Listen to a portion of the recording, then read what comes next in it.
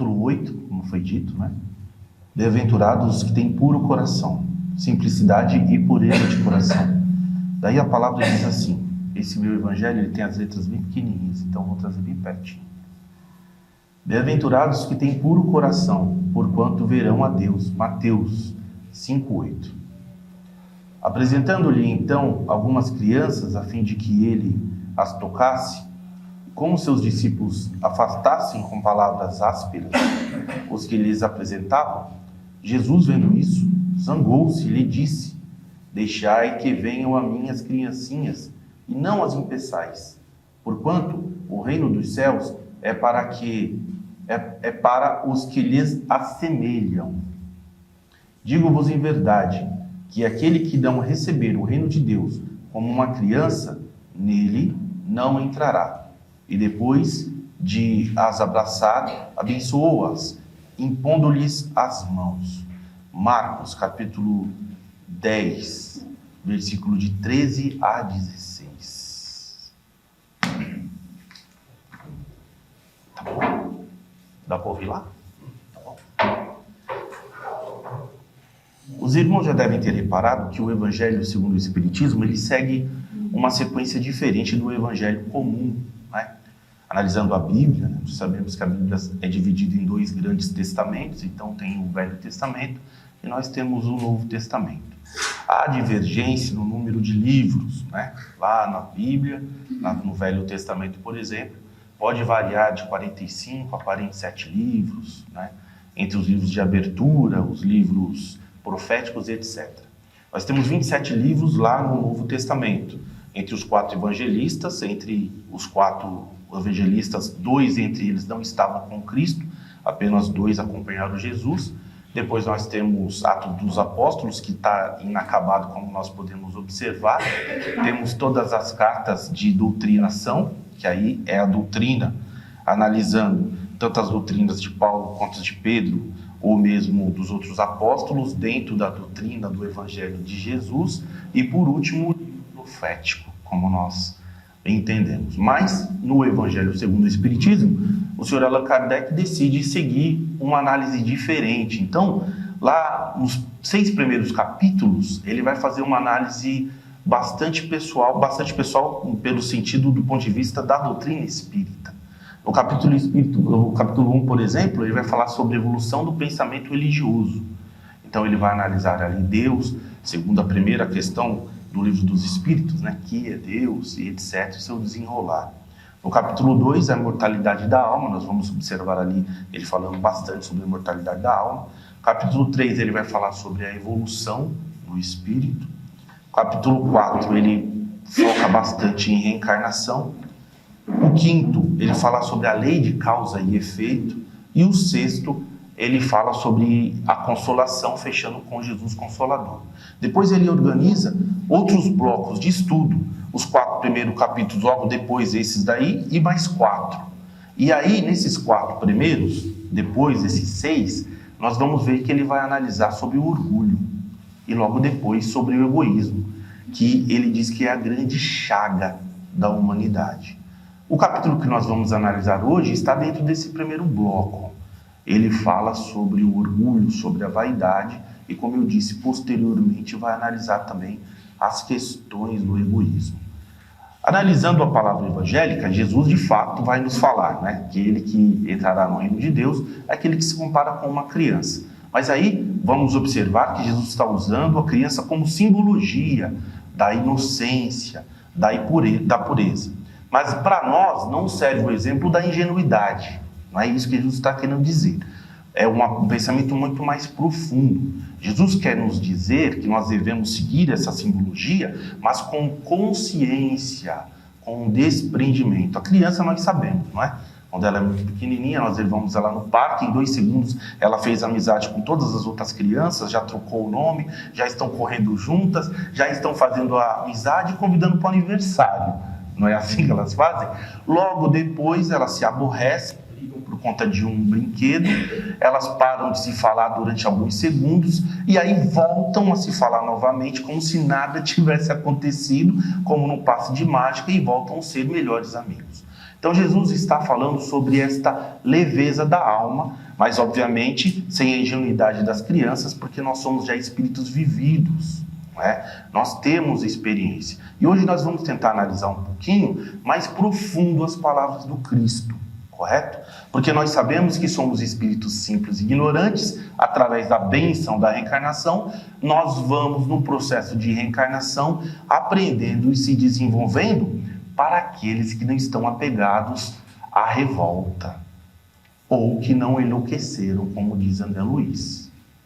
Porque como nós somos espíritos ainda ignorantes, às vezes nós nos revoltamos e aí nós congelamos dentro do processo de evolução. Nós ficamos congelados, paralisados dentro desse processo, que é um processo muitas vezes tomado pelas nossas emoções, processo de vingança, angústia, vaidade, orgulho e etc. Paralisamos mentalmente e espiritualmente nessas posições. Outros, no processo de paixão e vaidade, no processo de domínio, de se autoproclamar o melhor, de dominar as maiorias, enlouquecem no processo, sentem prazer na dor do outro, sentem prazer na dominação, no controle, etc. São os dois grandes processos mais profundos que André Luiz e o próprio Espiritismo nos diz, é quando nós estamos revoltados ou quando nós enlouquecemos através da perversidade.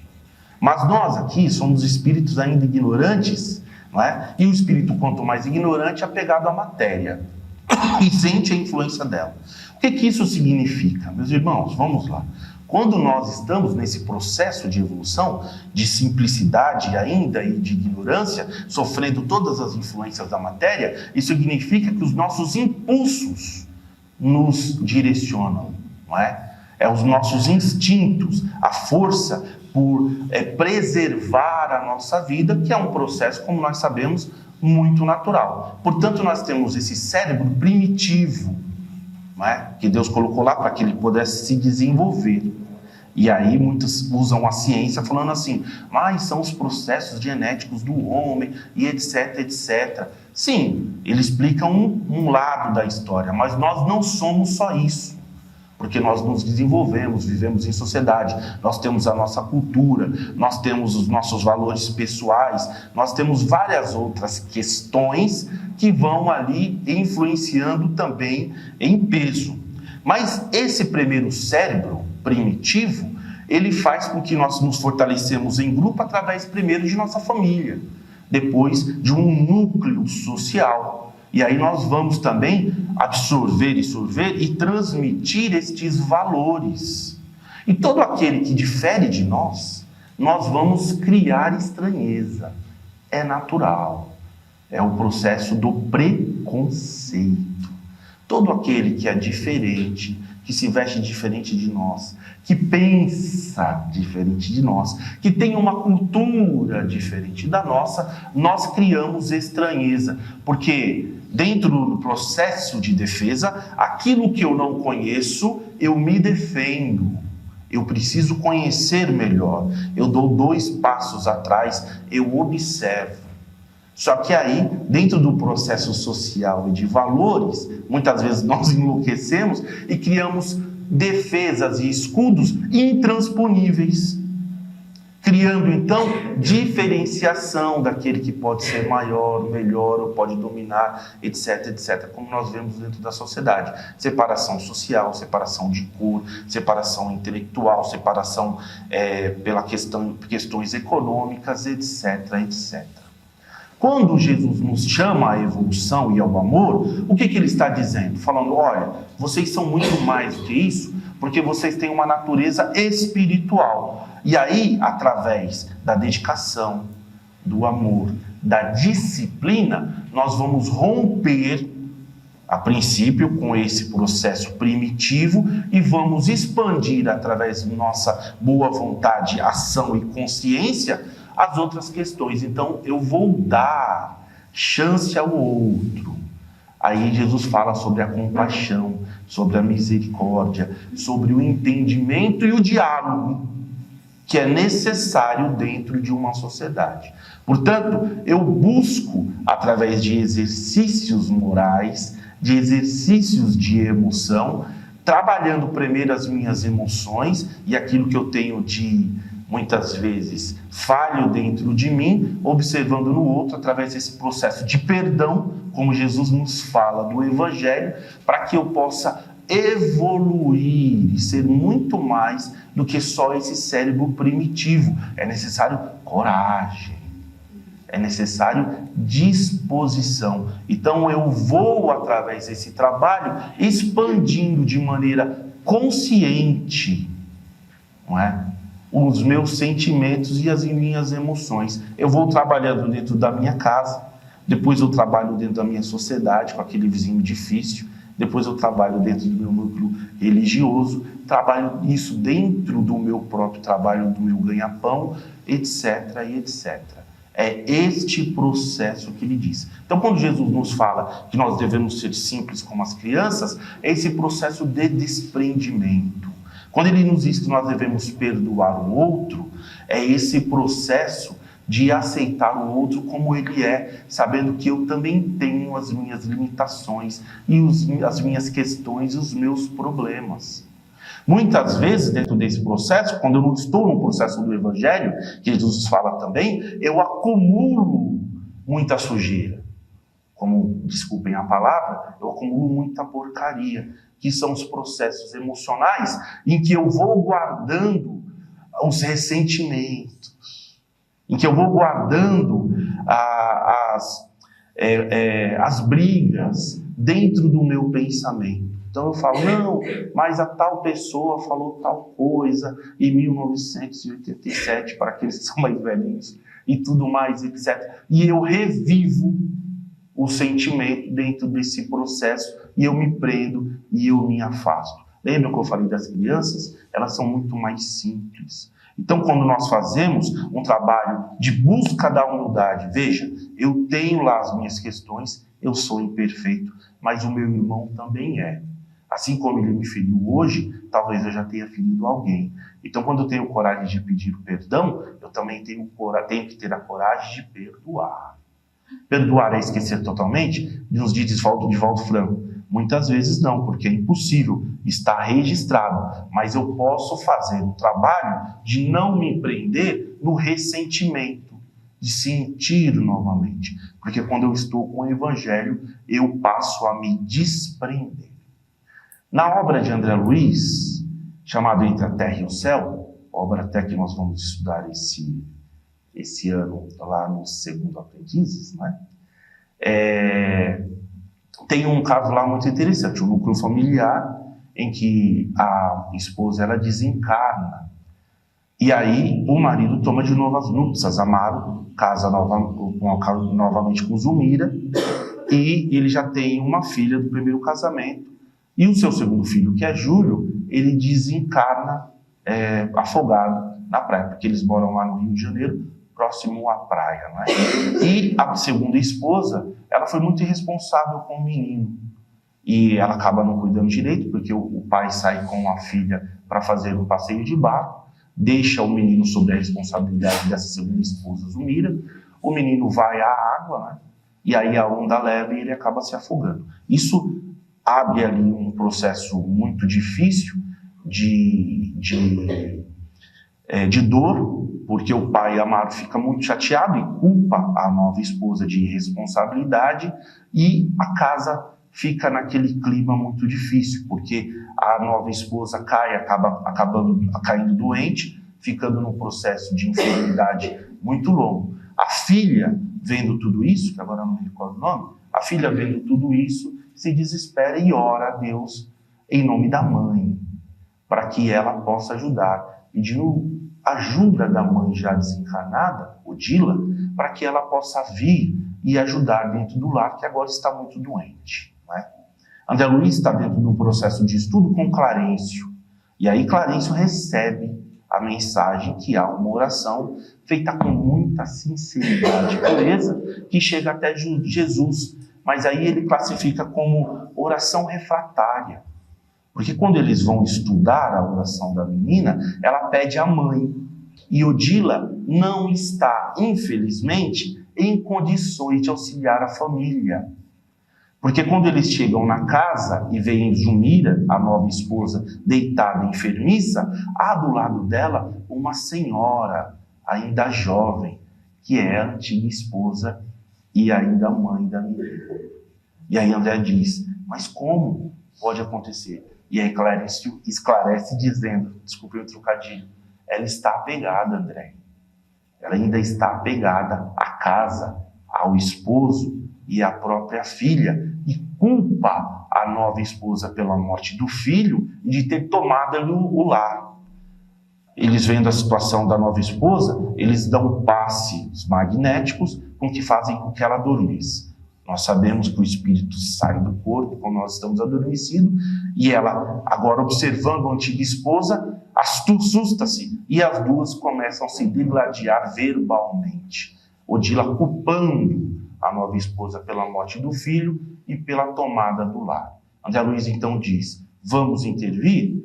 E aí Clarencio mais uma vez diz, neste momento, elas estão tão tomadas de ódio e ligadas emocionalmente que é impossível para nós, porque somos espíritos esclarecidos e com muito amor esclarecemos outros espíritos. Mas nesse caso é necessário mais, é necessário muito mais amor.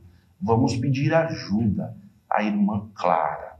É interessante observar que dentro da mesma obra há um outro núcleo familiar, o núcleo de Antonina, que ela tinha 5 filhos. Um também desencarnou.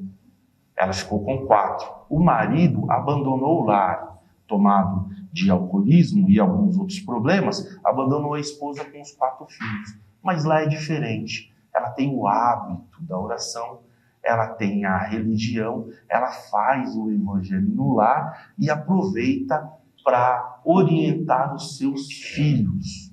Agora observe, a ela é dado o direito de todas as noites, quando ela adormece e se desprendendo do corpo físico, junto com outras mães e espíritos amigos, levado até o lar infantil, onde ela tem a oportunidade de visitar o próprio filho. Odila, no entanto, esta que está apegada à casa, não tem essa oportunidade, coisa que André Luiz questiona Clarencio. E o filho? Ela não visita o filho? E ele diz, não, porque ela ainda não tem condições de ajudar o próprio filho. Ela precisa antes do próprio reajustamento, para que ela possa, então, chegar em condição necessária para ajudar o próprio filho, que sofre a falta dela no mundo também espiritual. Eles vão, pedem para a irmã Clara, ela vem, concentra-se. A cena é muito linda na obra, porque diz que quando a irmã entra e ela faz a oração, a luz que está na fronte de sua mente se expande com luzes maravilhosas. André Luiz fala que é um verdadeiro espetáculo e que ele vai falar apenas uma parte, porque é falta de caridade a nós, que não temos condições ainda de mesmo imaginar tamanho espetáculo amoroso. Ela então faz-se visível diante de Odila, que está naquele momento degladiando com Zumira. E quando a mãe mais velha observa e vê a luz, ela é tomada pelo sentimento de irmã Clara e diz, irmã, Nossa Senhora, é tão forte o amor que ela acha que está diante da própria mãe de Cristo. E aí ela ajoelha-se e aí Clara diz, Zumira, minha irmã, o que pensa que está fazendo? O seu lar precisa de você.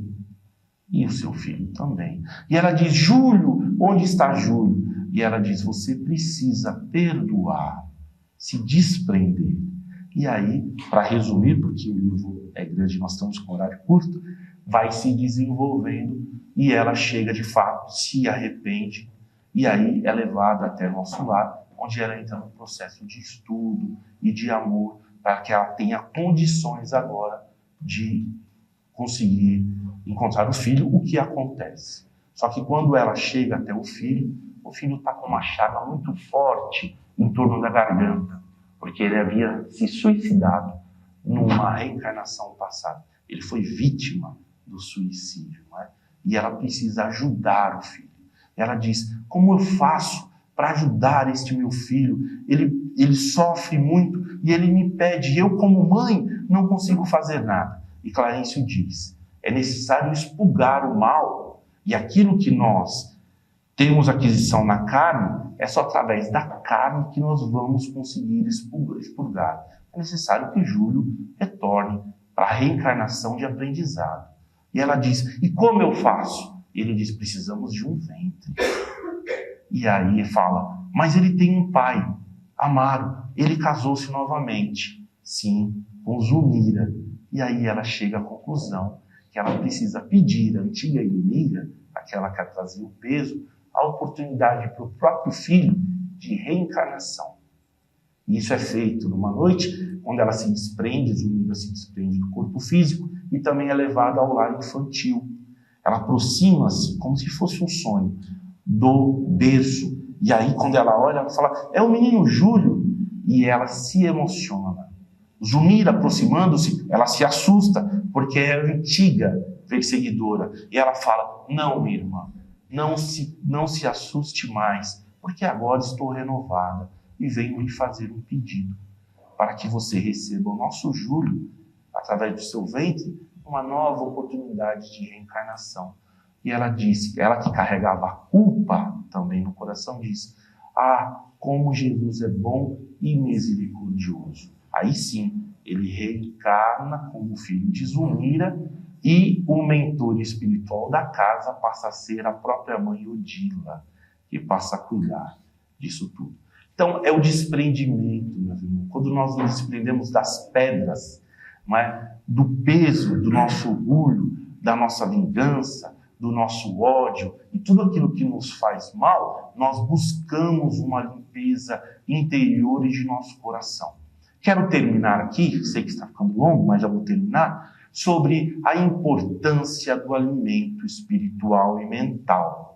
Da mesma forma que nós nos alimentamos, e hoje os nutricionistas falam que é necessário um alimento balanceado, colorido, não é? Leve, com menos gordura. Ele fala sobre a necessidade de fazer exercício físico, etc.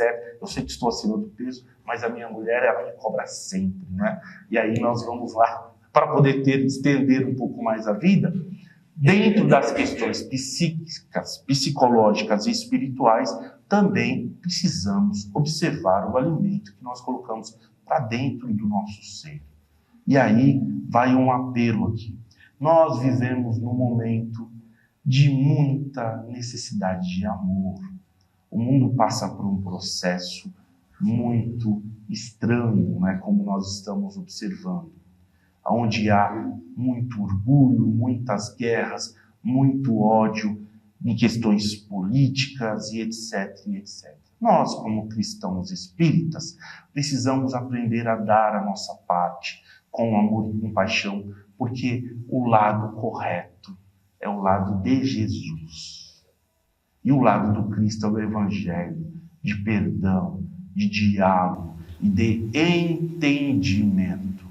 Daí, no nosso processo do dia a dia, devemos observar quais informações estão nos alimentando psiquicamente, quais tipos de conversação, aquilo que está nos ajudando a aliviar e a desenvolver ou não. Aquilo que nós temos capacidade, veja, a proposta não é de alienação.